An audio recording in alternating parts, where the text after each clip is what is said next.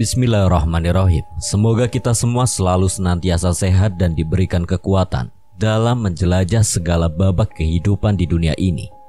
Jangan lupa doa dan jangan tinggalkan ibadah. Petualangan Purnomo dan kawan-kawan kembali dilanjutkan untuk keluar dari Alas Suwung. Dan mungkin kejutan apa lagi yang akan mereka dapat di dalam Alas Suwung.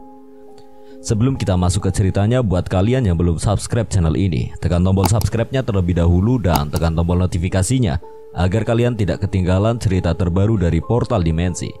Gak usah berlama-lama lagi, langsung saja kita masuk ceritanya.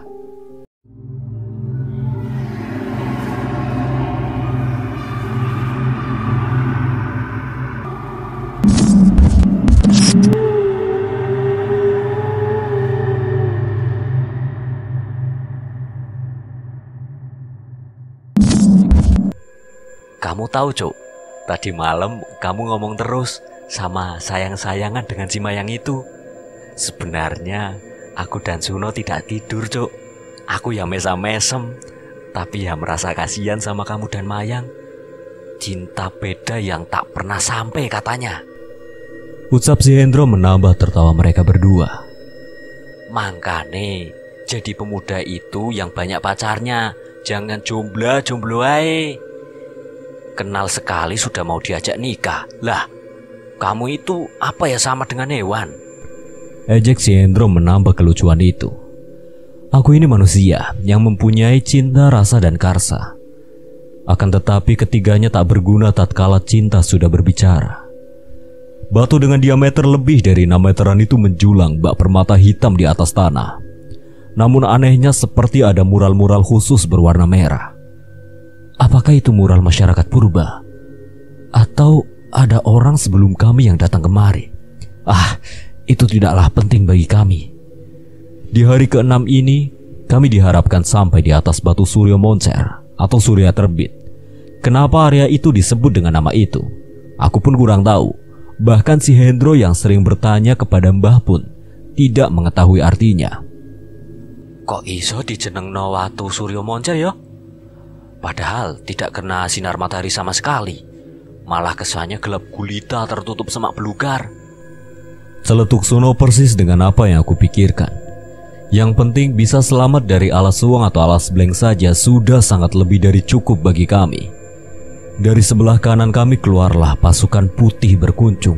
Cuk, hati-hati, ada pocong di sampingmu, kata Hendro sambil menarikku. Di tempat itu kami mendapatkan sambutan kurang begitu mengenakan. Ada sekitar 7 pocongan di atas kanan dan puluhan lainnya di bawah kami. Pocongan itu keluar dari sela-sela pepohonan. Kenapa di hutan seperti ini ada pocong? Mukanya yang terkelupas dengan sedikit daging membusuk. Matanya yang gosong namun memendam rasa kebencian yang teramat dalam. Mau tidak mau kami harus siap mental berhadapan dengan pocong-pocong itu. Alah, santai, cuma pocong. Pokoknya kamu semua jangan sampai kena ludahnya. Bisa gatal-gatal 3 bulan. Jawabku kepada Hendro. Ada pocong memang yang bisa meludah, dan ludahnya jika terkena kulit akan melepuh, gatal-gatal dan membuat bekas koreng hitam bernanah dan baunya sangat busuk. Suno langsung mengambil langkah depan sembari tertawa dan berkata, Ojo sampai salah sijine kon-kon ngidoni aku lan konco-koncoku. Kalau sampai itu kamu lakukan, aku siksa kamu pocong. Kami memang tidak pernah takut dengan pocongan, genderuwo, kuntilanak. Itu semua demit kelas teri bagi kami. Aku dan Suno suka sekali memainkan game balapan pocongan di kampung dan tahu pocongan mana yang ganas dan yang pemalu. Mungkin banyak orang tidak percaya, tapi bagi kami itu biasa. Kami tidak pernah takut dengan jenis jin atau demit setan seperti itu, karena kami sudah dibekali ilmu mengaji dan ilmu spiritual, khususnya mata batin sejak dini oleh keluarga kami. Wes tolah, itu setan kampungan leh, jangan diladenin. Ayo cepat dibakar, lanjut Suno padaku. Bagi kami demit kampungan atau demit yang sukanya mengganggu lebih biasa daripada seramnya bertemu ibu kos atau bertemu debt kolektor tukang tagih kreditan, setan kredit. Pocongan-pocongan masih kelayapan dan mengintai kami. Sorot matanya sangat jelas melotot, apalagi tidak hanya 1-2 pocongan, tapi puluhan pocongan. Kami tak mau menghiraukan pocongan-pocongan itu. Kami tetap melangkah dengan sekuat tenaga untuk mencapai batu bergambar merah itu. Dalam lontaran yang diberikan Mbah Buyut sebagai petunjuk arah kami, di sana diberi tanda matahari dan mengisyaratkan tidak boleh telat sampai di sana dan jangan sampai malam mendahului kami. Pagi bergerak mendatangkan siang, siang pun cepat menyuguhkan petang. Wes sorup, Cok. Apa tidak ada bahaya lagi nanti di sini? Kata Hendro waspada pada kami. Sorup yo, benele. Yang menakutkan itu bukan gelapnya, tapi mulutmu itu yang dari tadi bicara kotor terus. Tidak bosan ya kamu bicara kotor? Ucapku sembari menutupi ketakutan. Sore ini, petang ini, malam ini, lolongan asu atau kiri atau anjing hutan mulai membahana memenuhi alam padahal belum malam. Kenapa kengerian ini sudah disuguhkan pada kami? Bagaimanapun kami harus cepat mencapai batu besar itu. Memang sudah kelihatan dan tampak dekat, tapi kami rasakan batu itu seakan selalu menjauhi kami. Apakah cuma rasaku saja, atau memang sering terjadi pada para pendaki lainnya? Terlihat dekat bukan berarti dekat memang. Sekitar 1 jam kami menaiki jalan terjal untuk sampai di titik pertama kami, dan akhirnya kami sampai juga. Batu biasa memang, tidak ada yang aneh. Tapi kenapa banyak penjaga tak kasat mata di sana? Batu itu bagaikan diselimuti kabut tipis. Dan yang pasti, kami dibuat ngeri lagi. Dan yang kami heran juga, kami selalu ditunjukkan bahwa ada dimensi lain yang akan kami lalui. Kami dapat melihat semua demit alas Semeru ini dengan mudah. Tanpa pikir panjang, aku menyuruh Suno untuk membakar kayu perapian guna menghangatkan kami di malam itu. Tidak lupa kami membakar garam dari Mbak Buyut. Keanehan terjadi lagi. Ternyata Mbak Buyut tidak hanya membekali kami dengan garam, namun juga dupa tanpa kami sadari. Kowe kabeh aja mlayu. Habis ini ada manusia berwujud raksasa. Suara itu kami dengar, tapi lagi-lagi tidak ada orang di sekitar kami. Rek, kamu dengar sesuatu tidak? Tanya Suno sambil berbisik pada aku dan Hendro. Iya, tapi siapa yo? Jawabku juga berbisik. Ora usah khawatir, temanmu iki yang akan menghadapi jika raksasa itu datang. Lah, ini aku sudah dibekali menyan dupa ratus dari Mbah tadi pagi. Aku juga disuruh menukar dupa ini dengan jalan naik, seperti bayar tiket begitu loh, Cuk. Ucap si Hendro sangat santainya. Sempat ku berpikir apakah Hendro kesurupan lagi. Yang aku tahu dia adalah seorang penakut yang cengeng. Tapi kenapa sekarang dia bisa berubah? Malam disertai hujan menambah beban tersendiri di hati kami. Kami tidak bertenda namun berlindung di lubang kayu besar di atas batu bertulis itu. Benar saja, baru selang beberapa lama, dari kejauhan kami melihat ada sebuah bayangan. Bayangan manusia apa hewan? Tidak terlalu jelas dengan hanya mengandalkan mata dan penerangan api perapian di depan kami itu. Lama memang, tapi terus mendekat ke arah kami. Dan aku memutuskan sesuatu. Wes, saiki patenono api unggun itu. Ayo cepat naik ke atas pohon. Jangan sampai makhluk itu menangkap dan mencelakakan kita. Ajakku pada Suno dan Hendro. Kami bergegas naik ke atas pohon besar itu. Memang agak sulit memanjat batangnya yang sangat besar. Namun lagi-lagi kami dibuat tidak masuk akal. Kami dengan mudahnya menaiki dahan demi dahan sampai pada batang tertinggi menurut kami.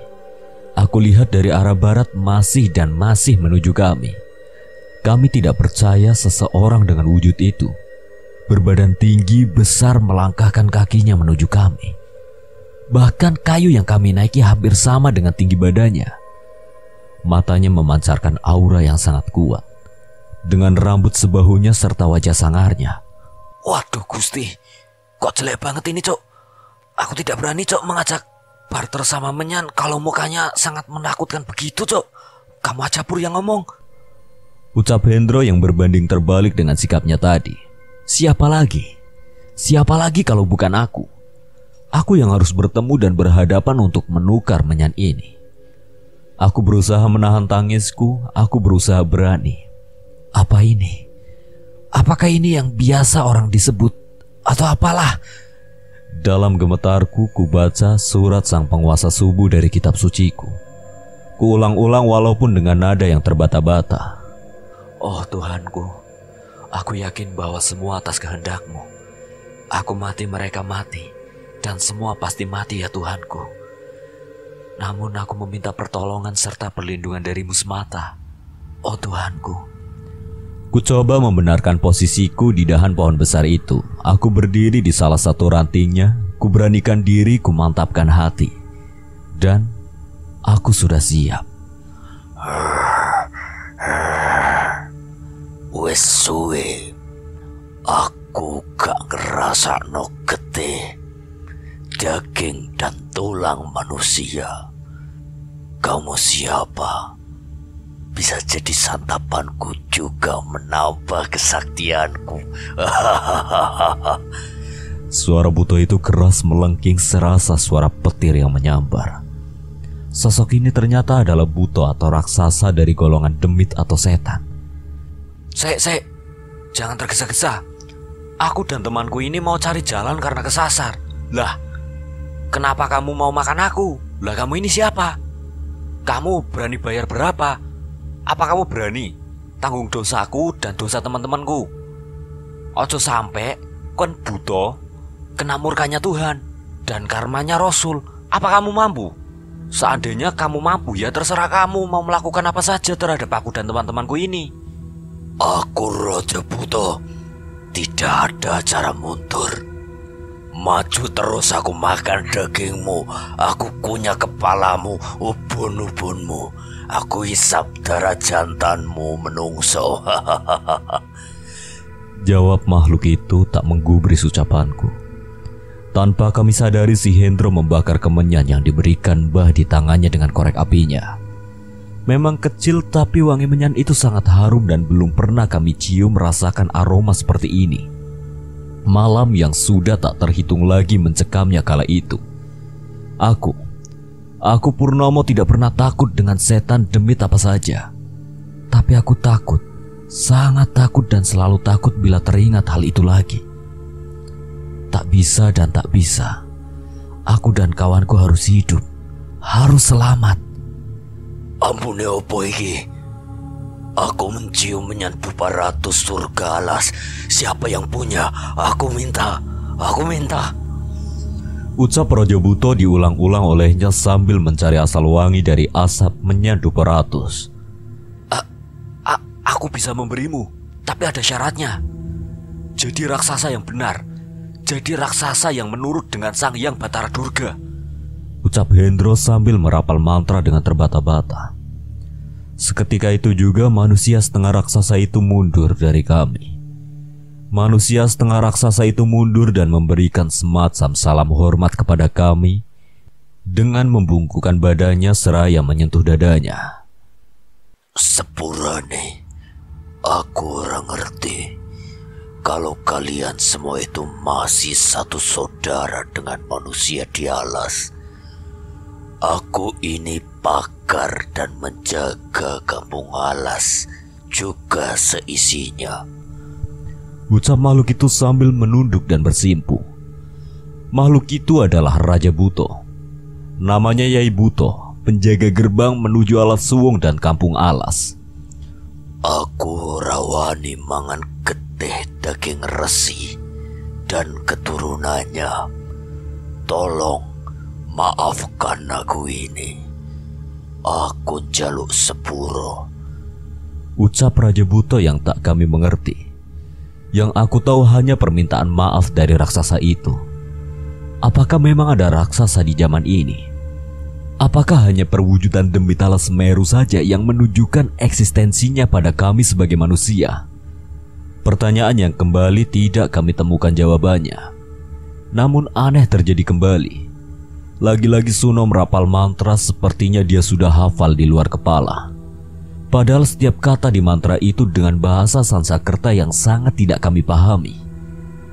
Hendro temanku merapal mantra dengan nada yang lembut tapi terasa tegas.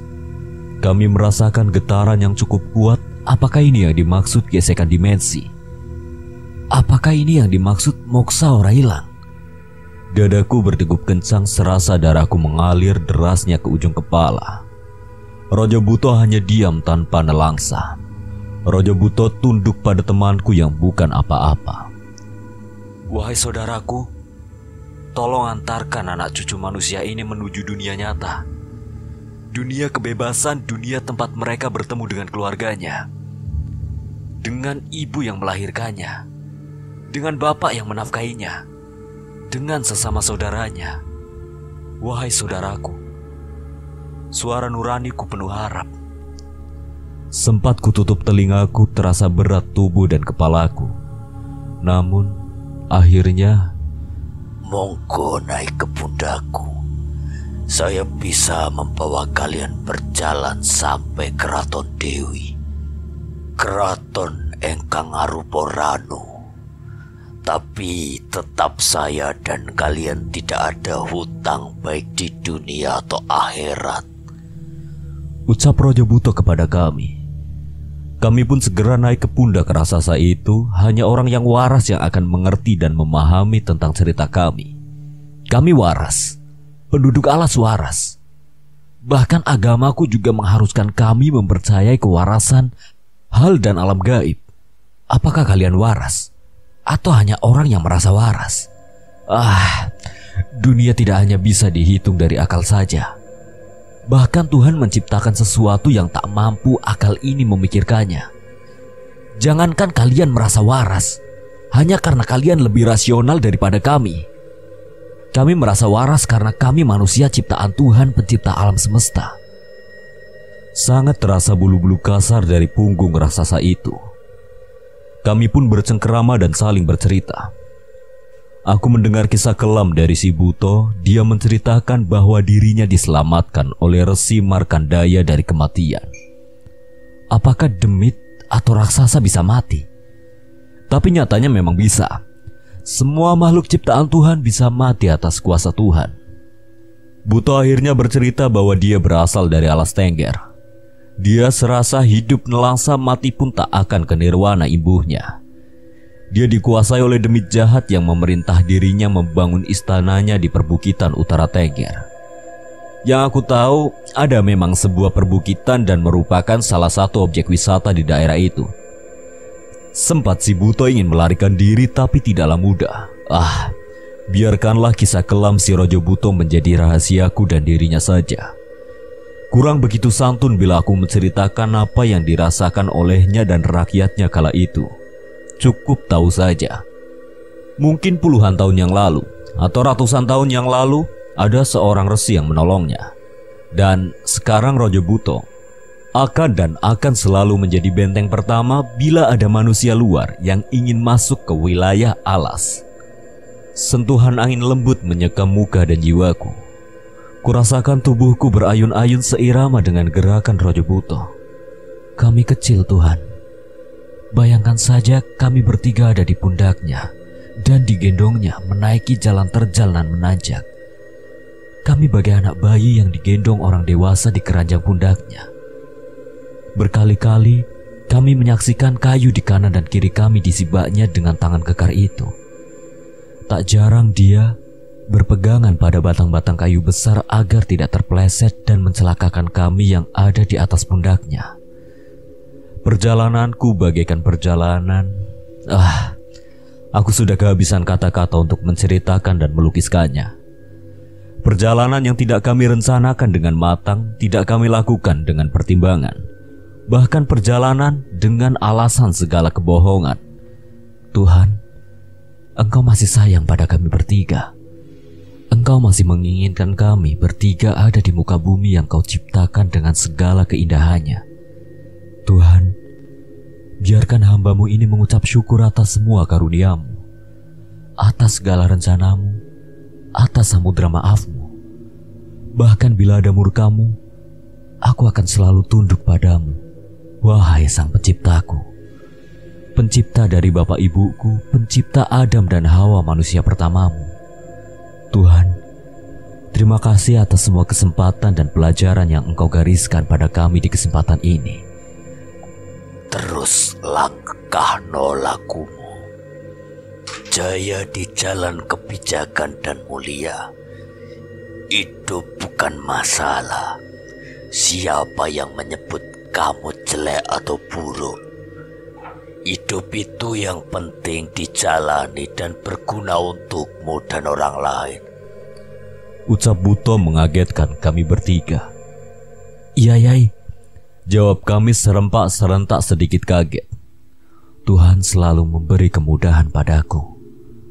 Mulai dari mengirimkan lek selamat membuat peta buta kami, pencari ijuk pemberi tongkat penjalin kami, Wong Agong Soko Semeru penjaga kami, Harimau Jawa guardian angel kami, warga alas beserta keramahan dan tentunya perawan ayunya, sampai Raja Buto yang dengan sukarela menjadi tunggangan kami melewati tanjakan dan celah alas Suwong atau Blank. Sungguh pengalaman yang terasa sejuk, sakit, bimbang, bahagia, nelangsa dan bercampur aduk. Dalam larutan turunnya dingin malam, bertabur angan akan semua keselamatan dari kami bertiga. Yai Buto tidak segan-segan memberi kami wejangan, walaupun itu dari sosok yang sangat menakutkan. Namun mulutnya mengisyaratkan kebaikan bagiku dan semua orang yang mampu mendengar serta melakukan semua kebaikan di hidupnya. Banyak orang yang mengaku pintar, namun tidak berguna. Bahkan cenderung merendahkan dan selalu menyudutkan orang lain. Apalah gunanya orang seperti ini? Orang yang hanya melihat sesuatu dari apa yang masuk akal di pikiran mereka. Orang-orang pandai seperti inilah yang akan menghancurkan dunia beserta isinya karena murka Tuhan. Andaikan semua bisa diceritakan, apakah aku mampu memikirkan dan bahkan mengingat semua ciptaan Tuhan? Manusia, kalian selalu melihat sesuatu dengan mata dan otak kalian. Padahal otak dan mata kalian tidak akan mampu melihat bahkan membayangkan saja seperti apa kalian setelah ada pelukan bumi ini. Manusia, bisanya menggerutu saja karena ketidakmampuan akan akal dan hatinya. Yai, apa masih lama perjalanan ke Ranu Kuning sana, Yai? Tanya Suno pada Buto. Digawe cepet diso, dibuat lama juga bisa. Tinggal kamu mau yang mana? Jawab Buto memberi pilihan padaku. Berjuta pertanyaan di hatiku, apakah dia makhluk nyata atau demit? Semua itu tidak akan aku dapatkan jawabannya bila aku tak bertanya pada dia si Buto tunggangan kami. Sepurane sing gede, Yai. Sebenarnya kamu itu golongan apa? Demit atau setan, apa memang makhluk nyata?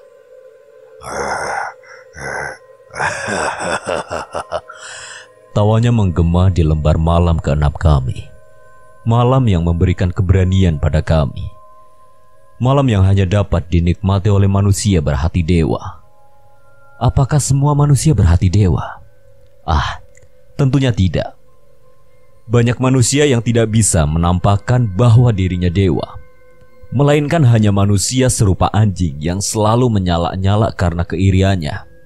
Anjing yang hanya bisa memakan sisa-sisa tulang dan bangkai dari saudaranya. Mampukah kau menjadi dewa? Atau kau hanya seekor anjing yang tak mampu menemukan ekormu walau itu melekat di tubuhmu? Dewa tetaplah dewa.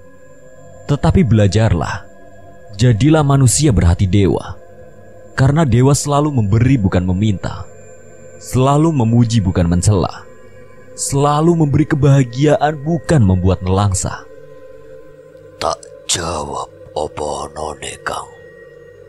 Aku sejatinya raja raksasa dari gunung. Aku abadi dan pesuruh Resi Markandaya. Aku di sini untuk pagar kampung alas. Aku dari golongan demit atau setan. Aku demit, Kang. Cuman aku bisa berwujud kasar. Jawab Yai Buto menjelaskan apa yang ada di pikiranku. Perjalanan yang lumayan menyenangkan malam itu. Di samping kiri kanan kami banyak sekali celorot atau sorot pancaran cahaya bagaikan bintang jatuh dan melesat datang dan pergi. Cahayanya yang bagai kunang-kunang malam. Indah, sangat indah.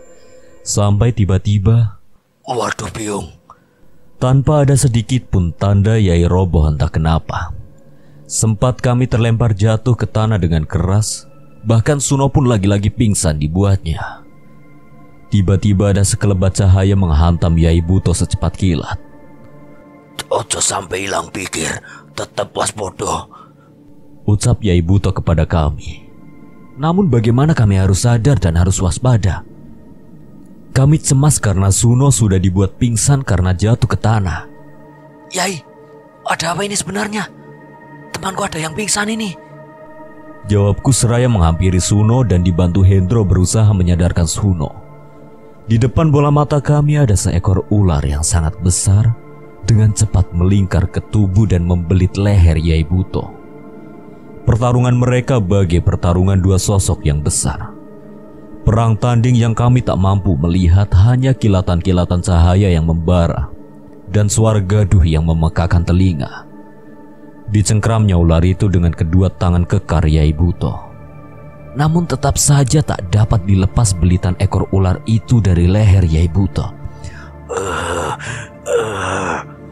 Suara-suara pertarungan yang mengerikan disuguhkan tepat di hadapan kami dengan segala kengeriannya. Apakah ini akhir hidup Yai Buto? Batinku meronta dan terus berdoa agar tidak terjadi hal tersebut. Tuhan, apalagi yang akan aku lewati? Apalagi kekejaman yang akan Kau berikan kepada kami? Aku takut ya Tuhan. Sudah tidak terhitung lagi tetesan air mata ini membasahi pipi dan dadaku. Bagaimana nasib Suno temanku ini? Bagaimana lagi kami meminta untuk tetap selamat? Apakah mungkin kami akan tetap hidup dan selamat di hutan belantara dengan sejuta demit dan kegoibannya? Mengerikan. Sangat mengerikan. Akhirnya Hendro kembali membaca mantra dan membakar menyan Duporatus di tangannya. Apalagi yang diperbuat anak ini. Berkali-kali dia membaca mantra ketika ada gangguan dari para demit alas itu. Sempat juga kami terjangan dan sabetan dari tubuh ular dengan sisi kasarnya itu. Andai saja aku tidak memakai jaket parasut merek Konica ini, mungkin sulit dan dagingku pasti terkelupas dari tubuh kecilku ini. Kuseret Suno menjauh dari pertarungan mereka berdua. Pertarungan dua demit beringasan. Kusandarkan temanku itu di pohon randu itu. Kucoba untuk meraih bungkusan garam. Kusemburkan garam itu ke tubuh ular besar itu. Seketika itu juga ular yang melilit Yai berubah menjadi seorang putri. Putri dengan wajah ayunya namun sangat menakutkan. Di sela mulut indahnya terselip dua taring, serta tatapannya tajam kepada kami. Tatapannya yang sangat mengerikan. Aku minta anak laki-laki itu, ucap putri itu sambil menunjuk diriku. Yai Buto lemas tak berdaya, nafasnya berat tersengal-sengal hampir hilang. Sosok Buto saja jatuh lunglai dibuatnya, apalagi aku. Aku yang hanya manusia biasa tanpa kemampuan apapun. Kuberanikan untuk bicara lantang walau sedikit segan. Kamu siapa? Kok berani meminta aku? Kamu kira aku ini pesuruhmu apa? Jawabku sambil berteriak. Aku memilihmu karena aku tahu kamu anak laki-laki Rabuake. Aku ingin mengisap darahmu guna melengkapi kanuraganku. Jawab si putri dengan kemben jari kuning sedada itu. Memang tampak cantik bila dilihat secara kasat mata. Tapi bagaimanapun dia adalah demit alas Semeru. Pasti perwujudannya itu hanya sebagai pertanda bahwa derajat kastanya jauh lebih tinggi di atas Yai Buto. Wah, ini tidak bisa dibiarkan. Aku harus lebih cerdik dibanding dia. Batinku bicara. Aku harus bisa membuat si putri ini sibuk dengan pertanyaanku. Siapa namamu? Darahku mau kamu apa jika nanti kuberikan untukmu? Aku Dewi yang menguasai Ranu Kuning dan sekitarnya. Aku bisa membuat kamu jadi suamiku dan bisa jadi lelaki terhebat di dunia. Keturunanku dari tetesmu bisa jadi paku dan sabuk Semeru. kamu tidak usah memikirkan dunia bisa merubah paras. Aku bisa kau nikahi dan mengisap darahku. Tapi ada satu syaratnya. Apa kamu sanggup? Aku sanggupi apapun permintaanmu. Lama aku memikirkan apa yang harus aku syaratkan pada dia. Yang pasti, dengan kesaktiannya akan mudah mendapatkan apa yang aku mau. Tanpa perintah, Dewi sudah mencengkram dan mengangkat leher Hendro. Dewi memutus leher Hendro dan menghisap darah Hendro dengan brutalnya. Hendro! Aku berteriak gemetar kulihat tubuh Hendro yang tanpa kepala itu menggeliat kejang di sampingku. Tubuh Hendro yang tanpa kepala masih bergerak. Bergerak kejang. Tubuhku lemas, air mataku sudah habis. Ketakutan yang teramat sangat menikam jantung ini. Ya Tuhan. Kamu tahu siapa Tuhanku? Sekarang aku minta kamu mengucapkan syahadat untuk Gusti Allah dan menetapkan Muhammad itu raja manusiamu. Apa kamu sanggup? Kalau memang kamu tidak bisa, sekarang mundur dari sini. Mudahkan jalanku, kembalikan temanku dan jadi pesuruhku. Ucapku dengan lantang dan menantang. Ketika ku ucap kalimat syahadat, Dewi menjerit sejadi-jadinya. Dia menjauh entah kemana, hilang musnah atau pergi begitu saja dariku. Masih dengan kepala terputus dan darah yang memancur dari lehernya yang terkoyak. Tubuh Hendro temanku sudah tak bergerak lagi. Kulihat samping jauh sana Suno masih duduk lemah bersandarkan kayu besar dan masih mengerang kesakitan. Ya Ibu To pun seakan tak bertulang, lemah tak berdaya. Hanya aku saja yang takut, bingung dan sedih. Sikapku yang kutunjukkan tadi dengan berteriak lantang menantang Dewi seakan sirna tertelan kesunyian malam. Hanya tangisku yang aku suguhkan di rimba raya. Semudah itukah? Semudah itukah Demit Semeru dapat membuat kami manusia yang katanya makhluk sempurna mati? Mati dan mati. Apakah kami tidak dapat perlindungan dari Tuhan? Atau inikah murka Tuhan yang harus kami terima? Kebodohanku mengakibatkan semua ini terjadi. Kebodohanku yang membuat mereka, teman-temanku merasakan akibatnya. Serta congkakku yang menciptakan kebodohan ini. Ku bopong tubuh tanpa kepala Hendro, ku ambil dan satukan dengan kepalanya yang terputus. Ya Tuhan, bahkan mata Hendro masih terbuka dan terlihat tetes air mata yang hampir mengering. Otakku mendidih menyaksikan itu semua. Apakah ada orang waras yang mampu melihat bila menyaksikan hal itu tertimpa pada temannya? Aku mungkin gila. Hatiku mungkin hancur. Aku kuatkan mentalku, aku waras. Hanya itu yang aku ulangi untuk membuat diriku stabil akan goncangan mental yang aku saksikan semalam itu. Malam sangat lama, malam terlama yang kurasakan. Aku berteriak sekuat tenaga meminta pertolongan, namun kosong. Hanya itu yang kudapatkan. Dengan tubuh diseret karena masih lemas, Suno menghampiriku. Aku masih melihat terangkakan Suno menghampiriku. Penuh duka dan tidak percaya akan hal ini. No, Hendro mati no. Aku harus ngapain lagi no? Aku tidak kuat no. Ucapku pada Suno yang sudah mengering, air matanya bercampur tanah di pipinya. Aku sadar, merengek pada orang yang tak kuat berdiri bukanlah sikap seorang pemuda berjiwa kesatria. Hanya pemuda lembek yang mengeluh pada keadaan. Bahkan tak pantas aku yang masih kuat merengek pada temanku yang lemah itu. Aku masih memandangi tubuh Hendro yang masih terbujur kaku dengan kepala yang terpisah. Darah masih mengucur dari tubuh Hendro. Kulihat Suno, matanya sembab. Tubuhnya lemas dan hanya bisa merangkak ke arahku mendekap Hendro. Suno dengan raut wajah kesedihan yang mendalam. Siapa yang tak sedih? Siapa yang tidak berduka? Perjalanan yang aku kira akan baik-baik saja malah menjadi perjalanan duka penuh lara. Wes tolale, ini semua sudah digariskan oleh Tuhan. Pokoknya kita harus berusaha berjalan sampai Ranupani. Bisa tidak bisa harus bisa Le. Cuma kamu yang bisa keluar dari alas ini Le. Tinggalkan aku dan Hendro di sini. Pokoknya kamu harus selamat Le. Pinta Suno padaku. Bagaimana aku bisa? Aku yang mengajak teman-temanku ke lubang neraka ini, mengajak menelusuri jalur ini, menjajaki setiap jengkal alas Semeru ini. Aku tidak bisa meninggalkan mereka berdua. Andai mereka mati di sini, aku juga harus mati di sini. Jiwaku kubakar, akalku gunakan, tubuhku kukuatkan. Kalau memang aku harus mati di sini, paling tidak aku harus membunuh siapapun yang membuat kami seperti ini.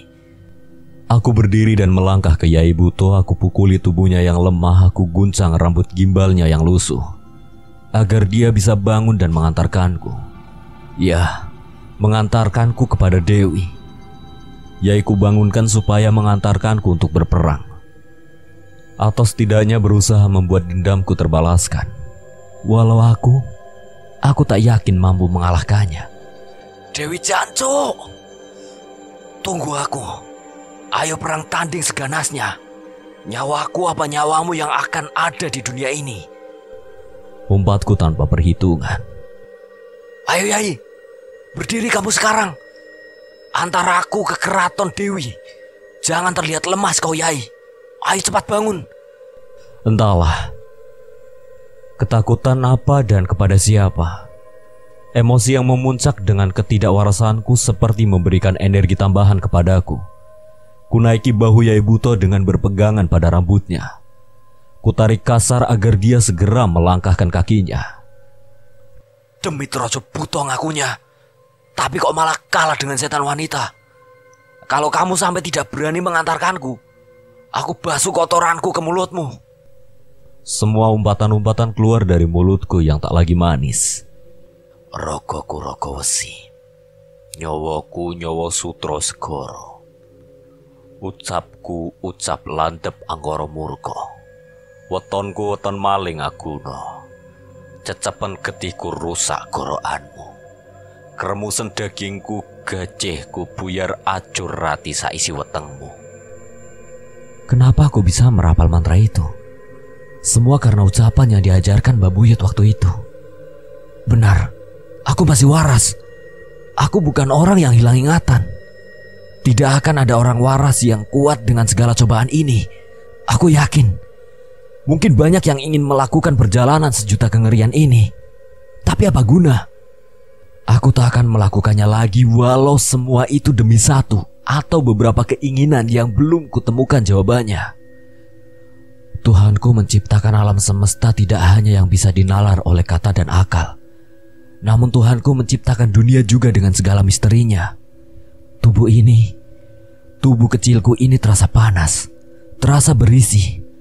Tatapanku terasa jernih. Aku bisa melihat semua demit yang ada di hutan ini. Aku bisa melesat cepat mengimbangi gerak tungganganku. Tunggangan dari pundak sesosok Rojo Buto. Benar-benar aku sudah masuk ke dimensi lain. Kami dicegat oleh beberapa demit kasta rendahan. Kuporak-porandakan apapun yang menghalangi kami menuju keraton itu. Sampai, kebetulan sekali kami dicegat 3 buto sekaligus sebagai sambutan pertama. Kuhajar ketiganya tanpa ampun. Kurobek mulut buto pertama sampai lepas rahang bawahnya.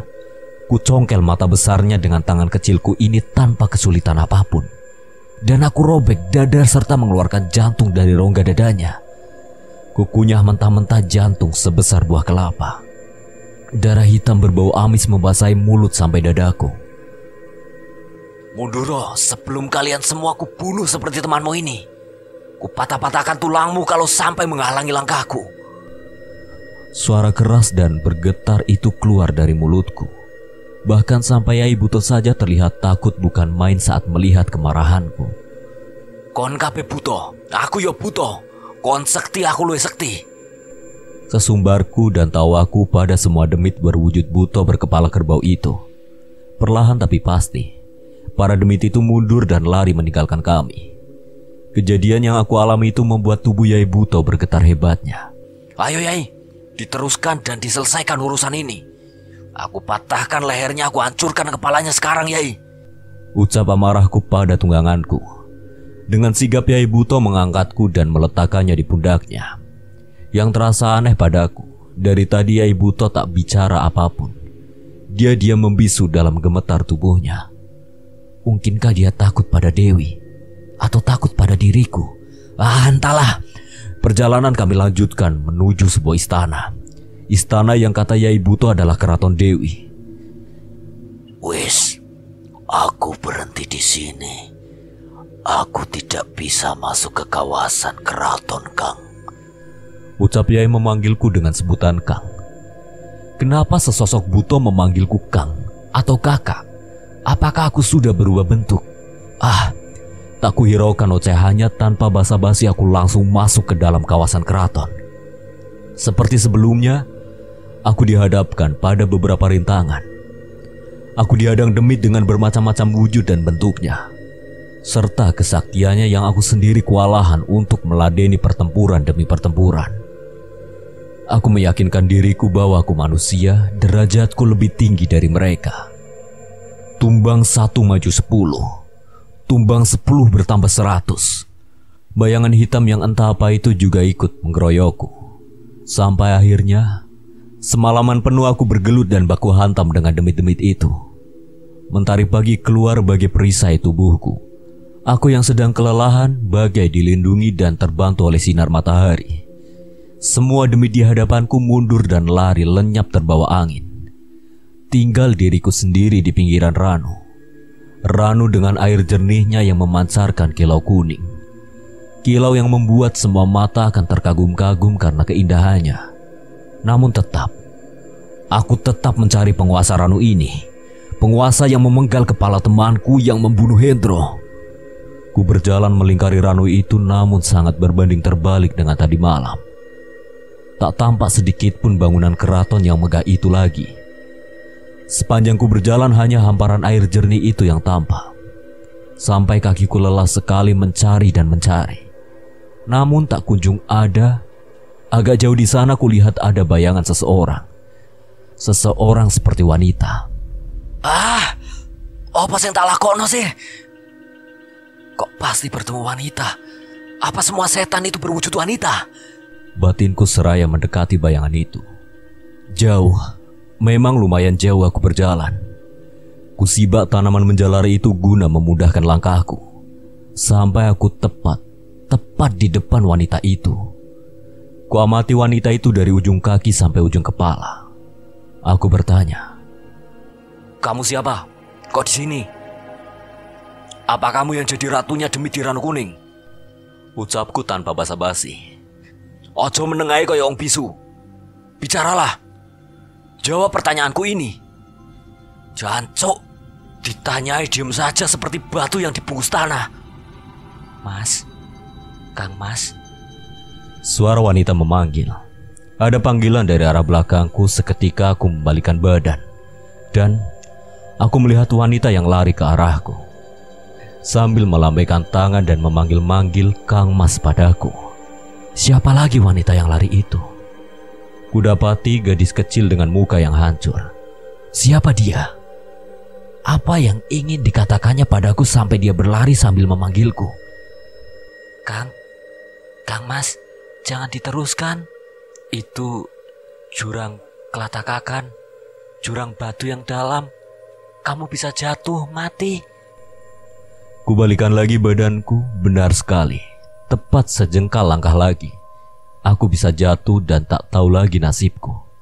Kenapa ada gadis kecil ini saat aku akan celaka? Sungguh miris. Gadis kecil dengan wajah hancur itu akhirnya menceritakan siapa dia dan kenapa ada di sini. Ternyata ini semua disebabkan oleh orang tuanya sendiri yang menumbalkannya hanya untuk mendapat kesaktian. Mungkin orang tuanya sekarang masih hidup, namun sudah tua tapi kesaktiannya tiada tara. Cerita yang mengharukan dan sangat memilukan. Bagaimana tidak? Pada usia masih belia dia sudah dijadikan tumbal dan menjadi budak dari demit hutan ini. "Siapa namamu, Nduk? Asalmu dari mana?" "Jenengku Wati, Kang. Aku dari Barat Gunung. Kalian semua disuruh mampir ke tempatnya Mbah Ratu Dewi." Tambah dan ucap Wati padaku. Sekian kalinya aku merasa aneh. Kenapa sekarang aku malah diundang ke keraton Dewi? Padahal sepanjang malam aku berperang tanding hanya untuk masuk ke keratonnya. Kenapa sekarang aku malah diundangnya? Kutanyakan apa yang membuatku aneh tersebut kepada si Wati. Dan jawabannya cuma, "Kulo mboten ngertos, Kang. Aku cuma disuruh menyampaikan pesannya Mbah Ratu Dewi." Tanpa pikir panjang, aku iakan ajakannya. Air ranu yang tenang tiba-tiba membelah membentuk sebuah jalan. Sempat aku ragukan akankah aku ditenggelamkan setelah masuk ke dalam ranu ini. Biarkan sudah, kalau memang ini takdirku, aku pastilah mati. Kuturuni jalan itu semakin lama semakin dalam. Dan di tengah ranu kuning ternyata terdapat keraton Dewi. Dan aku disambutnya dengan lembut. Kenapa? Kenapa lagi, tanyaku? Kenapa aku disambutnya dengan baik? Bukannya tadi malam aku sudah habis-habisan dibuat takut dan ngeri. Berbeda dengan tadi malam, kini yang kulihat wajah Dewi sangat cantik, teduh dan meneduhkan hati. Di mulutnya tak tampak taring runcing itu lagi. Drama apa yang akan mereka lakukan padaku? Lakon apa yang direncanakannya padaku? Anak lanang sing ganteng, kamu sudah paham dengan apa yang kau inginkan? Apa kau paham apa yang harus aku berikan padamu? Ucap Dewi padaku. Jelas aku tidak tahu. Tapi aku harus menagih janji. Kamu dan pengikutmu harus menuruti semua ucapanku. Ucapku dengan menahan umpatan-umpatan kasar padanya. Dewi pun tersenyum dan menganggukkan kepalanya padaku. Apa sing mbok karepno Cak Ganteng? Apa kamu ingin sakti mandraguna? Ingin kaya raya? Apa? Pilih saja. Aku kepingin kon dadi budakku, Dewi. Apa yang aku inginkan harus langsung kamu turuti. Jika aku minta nyawamu, harus kau berikan. Apa kamu sanggup? Jawabku congkak. Kulihat kegeraman dan amarah di matanya. Namun aku yakin dia akan mengabulkannya. Kalaupun tidak, semua apa yang dia janjikan akan merusak kesaktiannya. Dia pun berjanji akan jadi babu atau pembantuku, dan akan menuruti semua kemauanku dengan syarat 8 suro atau 8 suro. Sekarang, kembalikan aku ke alam atas, alam nyata. Hidupkan temanku, tuntun aku keluar dari alas ini tanpa halangan. Pintaku pada Dewi. Seketika itu aku sudah ada di pinggiran ranu. Aku berdiri sendiri tanpa ada satu orang pun. Hanya ditemani Dewi dan Wati. Jancok, mana temanku yang kau janjikan? Mana Suno dan Hendro temanku itu? Umpatku tak sadar lagi kukeluarkan. Tersenyumlah Dewi. Kon ngerti apa sing mbok lakoni wayah wau dalu? Itu adalah sejatinya tingkah lakumu Calanang. Itu adalah gambaranmu dan teman-temanmu. Yang kamu lihat waktu aku memutus kepala temanmu itu.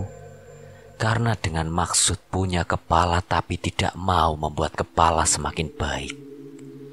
Pikirannya rusak, kotor. Mulutnya senang berbicara kotor.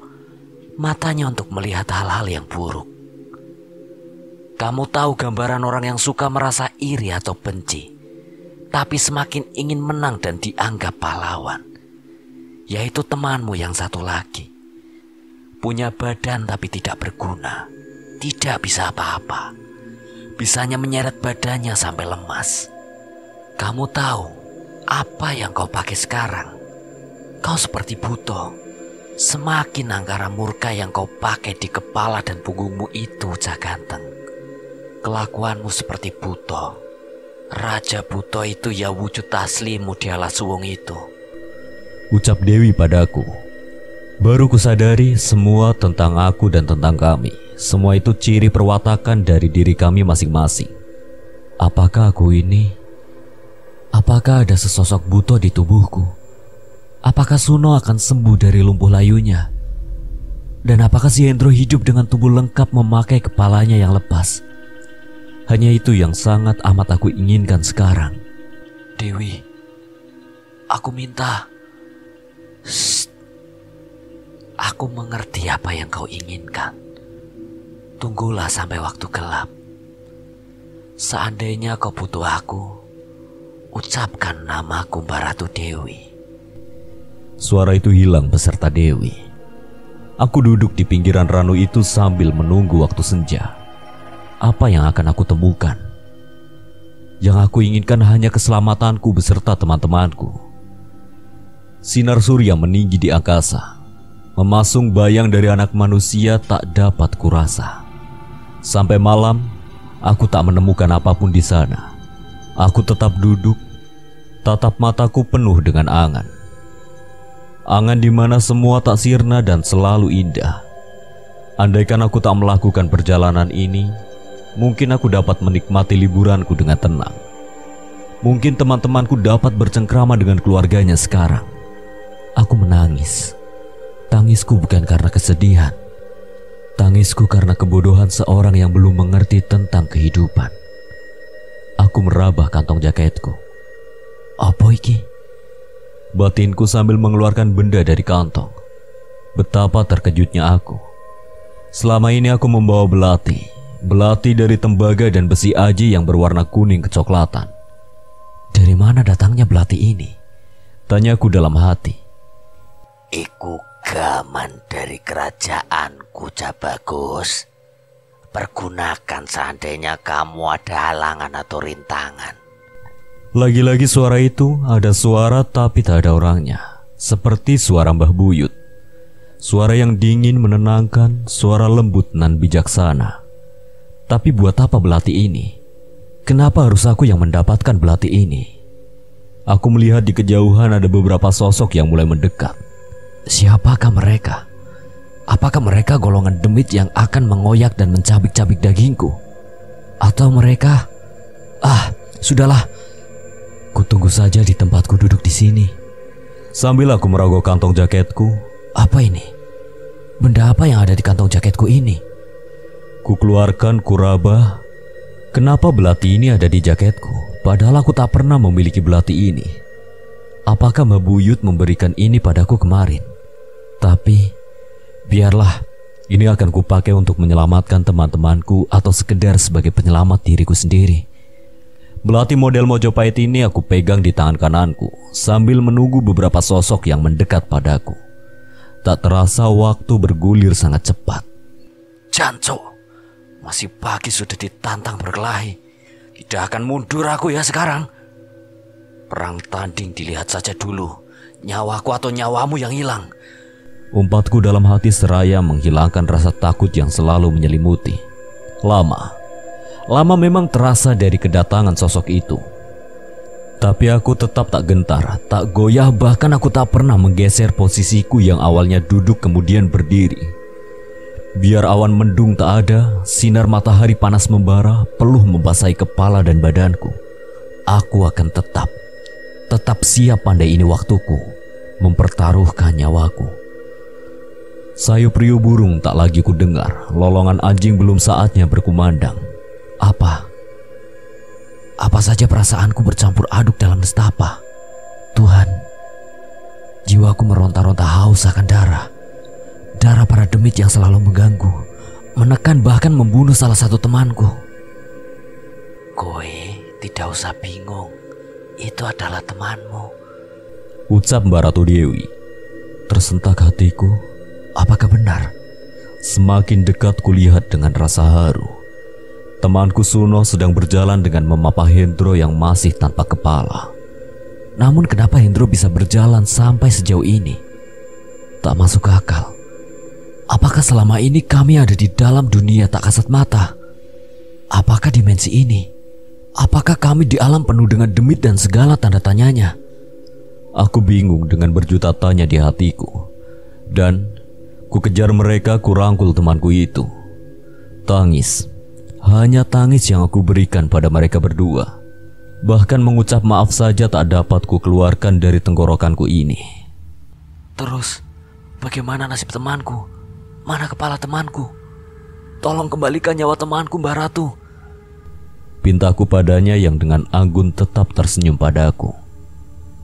Tak balik no koncomu, lengkap dengan kepalanya, tubuh beserta nyawanya. Tapi kamu harus jadi anakku, ucap Mbak Dewi. Awan yang tak tampak tiba-tiba datang mendekat. Riuh air ranu meluap-luap diterpa angin dahsyat yang kian membesar. Sambaran kilat guntur serasa menunjukkan keganasan. Aku tidak bisa jadi anakmu. Aku golongan manusia, lah kamu golongan demit. Kalau kamu tidak mau mengembalikan temanku, sekarang aku patahkan kepalamu, aku tebas nyawamu, aku luluh lantahkan keraton dan rakyatmu. Ucapku congkak tak terkontrol lagi. Ku keluarkan belati itu, ku hunus belati itu, ku angkat ke angkasa, ku putar dan aneh. Awan hitam itu mengikuti putaran tangan di belatiku. Bahkan petir pun seakan menuruti keinginanku. Daging balung ora kulak lantuku. Nyowo ya dibales nyowo, endas dibales endas. Kene ngadepo ning ngarepku tak soek cangkemmu. Ucapku penuh amarah. Sebentar, jangan marah dulu. Aku tahu dan mengerti semua yang dirasakan hatimu. Semua itu ada gantinya. Apa yang mau kau gantikan, Cak Bagus? Ucap Ratu Dewi padaku dengan senyum khasnya. Aku bingung bercampur aduk tak terkira apa yang harus aku tukarkan dengan segala apa yang sudah aku jalankan di petualangan dengan sejuta kepiluan dan kengerian ini. Aku iso ngekei kon no boy. Tapi jangan membuat hatiku sakit seperti ini, Ratu. Kamu sudah membunuh temanku. Tolong kembalikan temanku lengkap, tidak kurang sedikit pun. Ucapku mulai membelas pada penguasa Ranu Kuning ini. Senang rasanya kamu berbicara seperti itu. Ucapmu bisa mendinginkan kawah. Ucapmu bisa menguras lautan. Ucapmu bisa mengembalikan teman sekaligus jati diri kamu semua. Ratu Dewi membalas apa yang aku minta. Demi siang yang memicingkan mata, demi pucuk alang-alang kering yang tertiup angin, ku bersimpuh entah karena apa atau karena apa. Tuhan, aku tidak mampu dengan cobaan seperti ini. Aku menyerah segala kemampuanku, tapi aku tetap dibuatnya tak berdaya. Tuhan, aku sadar aku diciptakan dari tanah yang entah itu dari mana. Aku sadar Engkau dapat membumi hanguskan tanah ini, menghancurkan tubuh ini. Bahkan aku sadar jiwa ini pun dapat Engkau ambil dengan sejuta cara. Namun aku ingin mati dengan layak. Aku ingin mati dalam rangkuhan keluarga. Aku ingin mati sesuai dengan cara yang indah, cara nabiku berkata bahagia. Koni Sondelong, siapa yang di sebelah selatan itu, Cak Bagus? Itu temanmu semua. Ucap Ratu sembari menunjuk dua sosok buto yang sedang memanggul dua temanku. Diikatnya temanku dengan tampar alas atau tali ijuk bagaikan dua celeng hasil buruan. Aku bahagia bagai temukan permata, bagai mendapat tetes air di gurun pasir. Bahagia, hanya itu yang terlukis di sanubari kolbuku. Hanya rasa itu yang merangsang tubuh dan tulangku untuk lari menghampiri kedua temanku. Sempat kecewa, Hendro masih dalam keadaan seperti kemarin. Tubuhnya masih membiru tanpa kepala, kepala yang masih terlepas. Seperti sudah mengetahui kegusaranku, Ratu Dewi mengambil kepala itu, diangkatnya kepala temanku, serta dirapalnya mantra yang entah itu apa. Balik mancep sak kucorawa. Dadi menungso sing sakwetara metu tindak saka wadah ibu. Ucap Ratu Dewi seraya merapal dan meletakkan kepala itu di tubuhnya Hendro. Angin yang sedari tadi sudah bergemuruh kali ini entah apa. Tiba-tiba langit sangat cerah, sinar menembus permukaan Ranu yang kian mengkilau. Kilauan Ranu kuning bagaikan emas. Diangkatnya tubuh itu dan dilemparkannya ke dalam Ranu. Wujud marang Gusti, ucap Ratu Dewi lagi. Dan keluarlah Hendro temanku dari air Ranu itu, dari air Ranu kuning itu, dari Ranu air kehidupan. Iki banyu panguripan, banyu urip sejatinya wong urip. Air kuning dari Gusti Pangeran ingkang agung. Kamu, aku, dan apa yang ada di alam raya ini Semua ada yang menciptakan, ada yang berkuasa, ada yang menaungi. Sudah cukup aku menasehati kalian. Sekarang berjalanlah ke arah surya citra Tuhan, ucap Ratu Dewi. Ratu Dewi pun menghilang bersama pengikutnya entah kemana. Hilang musnah tapi masih ada. Masih memantau segalanya dari sana, dari Ranu Kuning dengan segala misterinya. Hendro melangkah keluar dari Ranu menghampiriku. Kubuka semua tali alas yang mengekang tubuh Suno secepatnya. Kupeluk sahabatku itu dengan rasa amat bersalah. Andaikan aku tak mengajak mereka melakukan hal gila ini, mereka tidak akan seperti ini. Kondisi dengan segala memar dan luka di sekujur tubuh. Kondisi dengan segala goncangan jiwa ini. Terima kasih Tuhan. Terima kasih Ratu Dewi. Terima kasih pada teman-temanku yang menemaniku selama ini. Pur, ono apa iki? Badanku kok sakit semua, ucap Hendro padaku dengan tatapan yang lesu. Gak apa-apa Wesen. Ayo pulang. Tidak perlu dipermasalahkan, ucap Suno yang sudah bugar kakinya dan imbuhnya menengahi kami. Kulihat sekali lagi kompas tuturi handayaniku. Tetap, di Ranu pun masih belum kami temukan arah mata angin dari kompas andalanku ini. Semua yang kami andalkan hanya kode alam untuk menemukan jalan ke Ranu Kumbolo. Kami telusuri jalan setapak di hutan savana itu. Hanya ilalang kering dan batu tajam yang nampak di sisi kanan dan kiri kami. Bismillah. Kalau memang sudah nasibnya kita selamat, ya pasti selamat. Jangan berpikir macam-macam sekarang, Rek. Ayo cepat naik terus, ucap Hendro yang sedari tadi diam lesu di samping kami. Aku sadar, bahkan Suno pun sadar, apa yang baru saja terjadi pada Hendro. Kami bayangkan semalaman penuh kepalanya terputus dari badannya yang membiru, dan sekarang dia hidup layaknya orang hidup biasa. Apa sebenarnya yang dia rasakan sekarang? Kami tidak mau dan bahkan terlalu takut untuk menanyakannya. Kusibak rerumputan kering itu, kuinjak bunga edelweiss kering itu. Bahkan tak jarang terenggiling dan luak hutan memutus jalan di hadapan kami. Tetap, kami menetapkan jiwa dan tubuh kami untuk mencapai tujuan kami. Tujuan yang semua orang akan memaknai tentang dunia di mana kebebasan itu ada dan selalu ada. Sosok Semeru Nan Agung telah terlihat di mata kami. Mata dari seorang yang kecil seperti kami. Sosok yang maha diraja dari segala raja yang disematkannya nama Mahameru.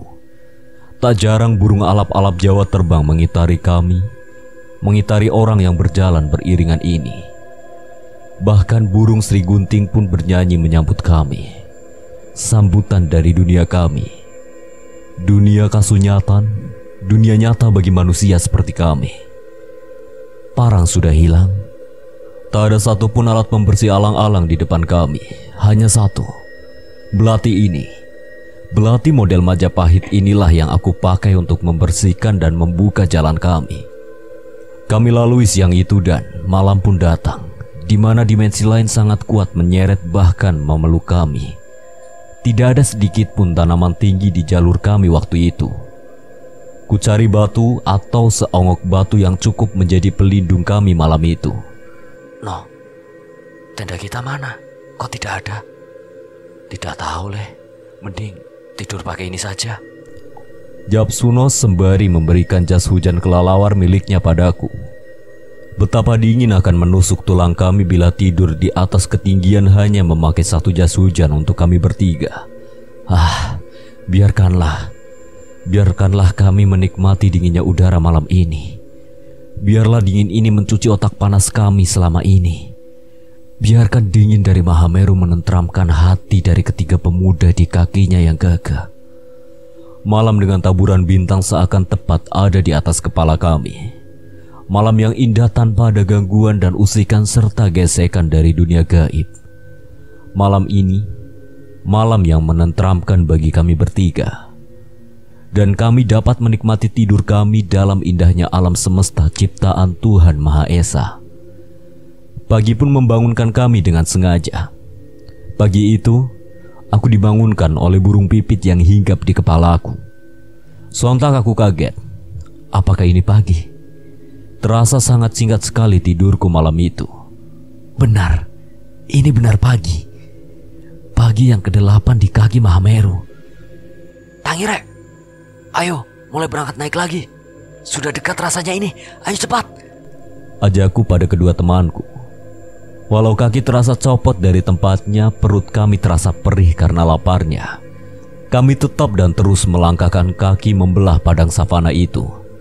Jarang sekali kami berhenti, mungkin hanya rasa ingin membuang hajatlah yang mengharuskan kami berhenti. Jalan menanjak mulai terus menanjak. Jalan naik sudah mulai kami rasakan. Apakah ini jurang? Ah, bukan. Kami tidak merasa menaiki jurang. Kami hanya berjalan menaiki jalan yang curam. Jalan menuju harapan. Harapan bertemu dengan peradaban manusia.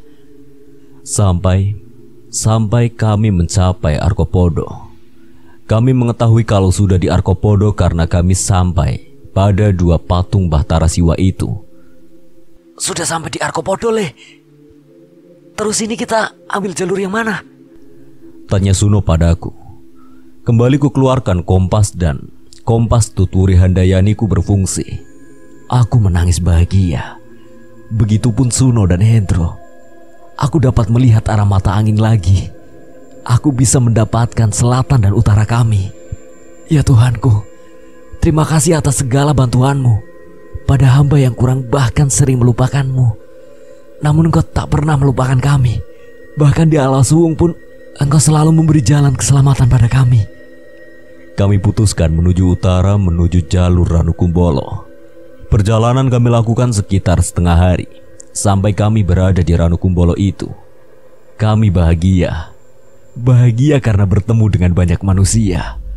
Manusia dengan jaket, sepatu, dan topi hangatnya. Manusia dengan tas carrier serta tenda tidurnya. Sempat kami meminta izin pada salah satu kelompok pendaki di sana, bukan untuk menumpang tidur. Namun kami izin menumpang perapian mereka yang hanya sebagai penghangat kami malam itu. Pagi pun mengusir embun yang menyalju. Salju tipis pun telah mencair di mantel jas kelalawar kami. Sudah pagi nih, ayo cepat balik pulang, Le. Ucap Suno membangunkan aku dan Hendro. Suno pun mengajak kami cepat-cepat pulang dan turun dari Ranukumbolo. Walaupun hanya segelintir pendaki yang bangun, kami percepat langkah kami, langkah pejuang hidup, langkah dari ketiga pemuda ini. Jalur cinta pun seakan sangat mudah kami lalui, tanpa beban dan tanpa pikiran ketakutan. Jalur di mana kami sudah biasa melewatinya. Jalur di mana kami sesekali menegur sapa pada beberapa pendaki yang berpapasan pada kami. Apakah tidak ada pendaki gaib di sana? Tanjakan cinta. Aku tak sempat menceritakan jalur itu. Kami tak sempat memikirkan jalur itu. Yang kami pikirkan hanya satu dan tetap satu, yaitu sampai pada pos 1 yang ada pada Ranupani di kala siang mendekati sore. Kami telah tiba di pos Ranupani. Kami tetap diperiksa layaknya pendaki lainnya. Bahkan penjaga pos pun terbingung atas apa yang mereka lihat. Betapa tak bingung. Di buku tamu nama kami tak ada. Di buku tamu identitas kami tak tercatat. Tapi kami ada. Kami baru dari atas. Mas-masnya dari mana? Kok datanya gak ada? Terus tadi bawa apa saja ke atas? Tanya petugas muda padaku dengan rasa penasarannya. Memangnya kemarin naik tanggal berapa? Terus anggotanya berapa? Saya dari ini, Pak. Kemarin saya dan teman-teman saya ini naik ke Ranukumbolo. Saya ngecamp 3 hari, Pak. Jawabku berbohong. Sebenarnya ada seorang petugas lainnya yang sudah menaruh curiga pada kami. Petugas seorang bapak tua yang pasti sudah senior dibanding lainnya. Namanya, lagi-lagi tak elok aku menyebut namanya. Wes, ngaku oleh. Kamu semua itu apa benar masuk dari pos ini? Apa kalian tidak masuk dari Tawon Songo? Tanya petugas senior itu pada kami. Boten, Pak. Saya dari Ranupani. Jawab Suno menambahkan kebohonganku agar kami tak kena masalah. Aku paham, Le. dengan apa yang kamu lakukan. Tapi apa benar kalian semua masuk dari pos Ranupani 3 hari lalu? Tanya petugas senior itu lagi sembari mendekatkan pandangannya padaku. Tetap dan tetap aku mengatakan bahwa kami semua dari pos Ranupani 3 hari kemarin pada petugas pos di sana. Ya wes lah, nek iku jawabanmu. Aku terima. Sekarang kalian semua tidak boleh pulang dulu. Kalian harus menginap di pos ini. Besok pagi kalian bisa bareng aku ke Senduro. Aku bawa jeep soalnya, tidak ada teman. Mending sama kalian-kalian ini saja besok pagi. Ucap petugas senior seakan mengerti akan kebohonganku dan teman-temanku. Malam kesekian kali kami tidur di atas ketinggian rata-rata, di atas pegunungan kota kelahiran kami, di atas negeri, di atas awan bersama bapak-bapak petugas pos jaga di sana. Aku disuruhnya mandi dan mengganti semua baju serta sepatuku. Aku diberi baju bekas teman-teman pendaki yang ketinggalan di sana. Aku dan temanku diberi makan, minum. Tetap, kopi adalah andalan semua orang gunung. Kopi panas ternikmat yang pernah aku rasakan. Bahkan, sebat merek Suryono pun diberikan kepada kami. Benar, malam itu kami tidak ditanya macam-macam lagi, kami hanya dijamu dan dijamu oleh bapak petugas senior itu. Sambil sesekali beliau tersenyum lepas padaku yang aku sendiri kurang paham dengan senyuman itu. Pagi sudah memikat permukaan bumi. Para peladang sudah banyak yang melakukan aktivitasnya. Bangun weh, ayo cepat turun habis ini. Itu kopinya diminum dulu biar hangat. Sarapannya di Senduro saja. Ucap petugas senior itu sembari menyodorkan rokok Suryono miliknya pada kami. Setelah tepat pukul 7 pagi, sehabis apel pergantian shift, bapak petugas senior mengajakku beserta teman-temanku naik mobil jeep hardtop miliknya. Mobil warna biru dongker itu melaju dengan sangat santainya. Kemudian di atas mobil jeepnya bapak membuka pertanyaan padaku. Wes ketemu apa ae ning dhuwur kono le? Masih penasaran apa sudah kapok lewat jalur menakutkan itu? Tanya beliau mengagetkanku. Anu pak, kulo Jawabku gagap tak dapat mengeluarkan jurus bohongku lagi. Suno pun langsung menangis dan Hendro tetap tak bersuara dan tetap lesu. Wes, gak apa-apa le. Aku mengerti kok dengan apa yang mau kamu ucapkan. Pesanku jangan lagi-lagi lewat jalur ilegal. Untung saja kalian semua itu selamat. Ucap bapak itu lagi. Cuma tolong satu lagi. Temanmu satu itu nanti kalau sudah sampai rumah harus lebih dekat dengan Sang Pencipta, yaitu Allah ya le. Semoga saja kamu dan teman-temanmu semua sehat waras, tidak berkurang apapun. Petua dan saran dari bapak petugas itu. Sesampai di Senduro kami diajak ke warung pecel mbak. Lagi-lagi aku tak elok menyebutkan namanya. Makan dan makan. Bahkan kami sampai menambah nasi kami. Kami memakan 2 porsi masing-masing. Dan semuanya gratis dibayari oleh bapak petugas senior tersebut. Kami pun diantar sampai rumah kami, mulai dari Suno, Hendro, dan terakhir aku. Pesenku mung siji. Jangan sampai kamu cerita ke siapapun masalah di atas sana. Biarkan saja tetap terjaga lestari. Pinta bapak petugas senior itu padaku, kemudian pamit kepadaku tanpa turun atau pinarak bertamu dulu ke rumahku. Semua cerita ini saya peruntukkan pada para pendaki di Semeru Mahameru. Banyak kejadian yang aneh sebenarnya di luar nalar kita. Bahkan tidak jarang selama perjalanan sebelum Arkopodo, saya bertemu dengan para pendaki yang mohon maaf sudah almarhum. Mereka banyak membantu kami menemukan arah ke Arkopodo. Salam lestari dari saya, Romo Purnomo. Terima kasih, itu kisah perjalanan haru Mas Pur di Mahameru yang penuh dengan cerita yang luar biasa. Banyak wejangan dan nasihat untuk kita semua. Semua cerita berdasarkan kisah nyata, boleh dipercaya atau tidak, itu kembali ke diri masing-masing. Sekian dan terima kasih buat Mas Purbalakarsa yang telah mengizinkan saya membawakan ceritanya. Apabila ada kesalahan atau kekurangan, saya memohon maaf sebesar-besarnya. Akhir kata, Kang Slamet pamit undur diri. Wassalamualaikum warahmatullahi wabarakatuh. Sampai berjumpa lagi.